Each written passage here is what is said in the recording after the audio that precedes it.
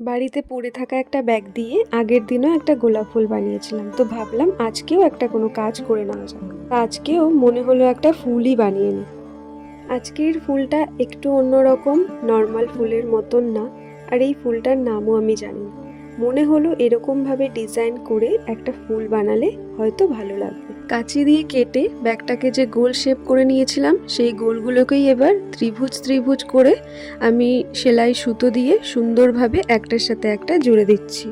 কাজটা করা যেমন ইজি, তেমন দেখতেও কিন্তু খুব সুন্দর লাগছিল। আর রং করার পর কিন্তু এই ফুলটাকে দেখতে আরো সুন্দর লাগছিল। মনেই হচ্ছে না একটা ব্যাগ দিয়ে আমি এত সুন্দর একটা ফুল বানিয়ে নিয়েছি।